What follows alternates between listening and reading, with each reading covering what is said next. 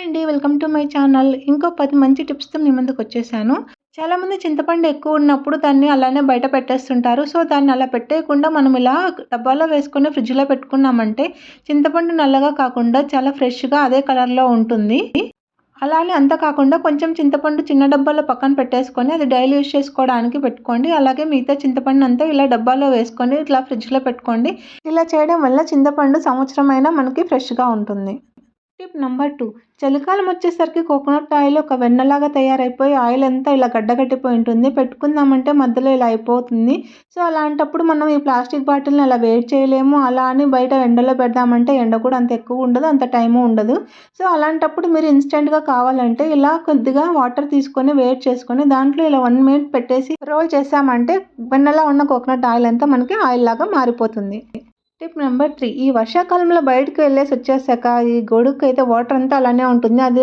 దాన్ని బాల్కనీలోనో బయట పెట్టామంటే దోమలు, ఈగలు అలా వచ్చేస్తుంటాయి. సో, అలా కాకుండా మనము ఇలా ఒక ప్లాస్టిక్ బాటిల్‌ని తీసుకొని అంటే మీ దగ్గర ఉన్న వాటర్ బాటిల్ అలా ఉంటుంది కదా! దాన్ని ఇలా కిందన కట్ చేసుకొని దానికి 2 హోల్స్ పెట్టేసుకొని ఒక థ్రెడ్‌తో ఇలా కట్టేసుకొని ఒక విండోకైతే కిచెన్‌లో పెట్టేసుకోండి. నెక్స్ట్ దీనిలో ఉన్న వాటర్‌ని ఇలా క్యాప్ తీసేసి మనం వాటర్ అంతా తీసేసుకోవచ్చు. ఈ విధంగా వర్షాకాలంలో అమృలానైతే స్టోర్ చేసుకోవచ్చు. టిప్ నెంబర్ 4, డైలీ యూజ్ చేసే ఇలాంటి స్టీల్ బాక్సెస్ కానీ, అన్నం బాక్సెస్ కానీ ఉంటాయి కదా! దాని మూత అయితే కొన్నిసార్లు లూజ్ అయిపోతుంది. సో, అలాంటప్పుడు మనం దీన్ని ఎలా టైట్ చేయాలో ఇక్కడ చూపిస్తాను. ఇక్కడ నేను ప్లాస్టర్‌ని అయితే ఈ విధంగా మనము మూత పెట్టే చోట ఇలా పెట్టేసామంటే అది లూజ్ ఉన్నది కాకుండా టైట్ అయిపోతుంది. సో, ఈ విధంగా మీ దగ్గర ఎన్ని స్టీల్ బాక్సెస్ ఉన్నాయో లూజ్ అయిపోయిన వాటికంతా ఇట్లా ప్లాస్టర్‌ని పెట్టేసి మనం టైట్ చేసుకోవచ్చు. అలాగే క్లీన్ చేసినా కూడా ఇదేం పక్కకి వెళ్ళిపోదు. ఎందుకంటే ప్లాస్టర్ కాబట్టి. ఈ ఐడియా మీకు నచ్చింటే వీడియోని ఖచ్చితంగా లైక్ చేయండి. టిప్ నెంబర్ 5, ప్రెషర్ కుక్కర్‌లో పప్పు కానీ, రైస్ కానీ చేసినప్పుడు అది విజిల్స్ అయిపోయాక గ్యాస్ ఎంతసేపుకి రాదు. సో, ఆ టైంలో మనకి గ్యాస్ ఫాస్ట్‌గా రావాలంటే ఈ ప్రెషర్ కుక్కర్‌ని మనము సింక్‌లో పెట్టేసి ట్యాప్ ఆన్ చేసేసామంటే అప్పుడు అది చల్లపడి మనకి గ్యాస్ ఫాస్ట్‌గా వస్తుంది. నెక్స్ట్ మనము దాని మూతనైతే ఈజీగా తీసేసుకోవచ్చు. టిప్ నెంబర్ 6, మట్టి గాజులంటే ఆడవాళ్ళకి చాలా ఇష్టము. కానీ అవి త్వరగా పగిలిపోతాయని కొంతమంది మెటల్ గాజులు వేసుకుంటుంటారు. సో, మట్టి గాజులు పగిలిపోకుండా మనం స్ట్రాంగ్‌గా చేయాలంటే ఈ విధంగా చేయండి. ఇక్కడ నేను మట్టి గాజుల్ని ఇలా ప్లేట్‌లో పెట్టి ఫ్రిడ్జ్‌లో ఒక 10 మినిట్స్ పెట్టి తీసుకున్నాను. సో, ఇలా చేయడం వల్ల మట్టి గాజులు చాలా స్ట్రాంగ్‌గా ఉండి మనకి ఎక్కువ రోజులు లైఫ్ ఉంటాయన్నమాట. టిప్ నెంబర్ 7, ఇన్స్టెంట్ గ్లో రావడానికైతే నేను మంచి హోమ్ రెమెడీ అయితే షేర్ చేస్తున్నాను.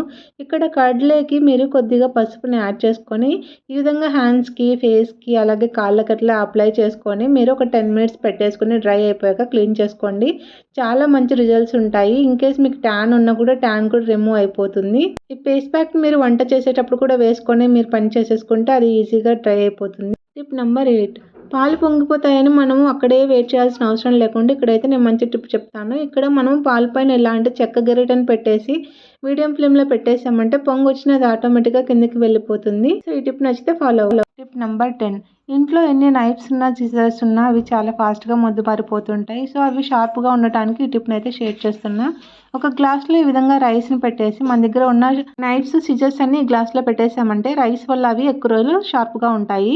టిప్ నెంబర్ 10, మనము చపాతీలు చేసుకునేటప్పుడు అన్నీ ఒకదానిపైన ఒకటి వేస్తే అవి అతుక్కపోతాయనే టెన్షన్ ఉంటుంది. సో, అలా లేకుండా ఇలా ప్లేట్‌లో వేసే ముందు కొద్దిగా పౌడర్‌ని వేసుకొని చపాతీని అయితే పట్టేసుకొని ఇలా వేసుకోండి. అప్పుడు ఒకదానిపైన ఒకటి వేసినా అది అతుక్కోకుండా ఉంటాయి. నెక్స్ట్ చపాతీ పైన కూడా అదే విధంగా కొద్దిగా పౌడర్‌ని వేసుకొని దాన్ని ఈ విధంగా వేసుకోండి. ఇలా వేసుకుంటే చపాతీలు ఒకదానికొకటి అతుక్కోకుండా ఉంటాయి. ఈ టిప్స్ మీకు నచ్చింటే వీడియోని లైక్ చేయండి. అలాగే ఈ 10 టిప్స్‌లో మీకు ఏ టిప్ నచ్చిందో ఖచ్చితంగా కామెంట్ చేయండి.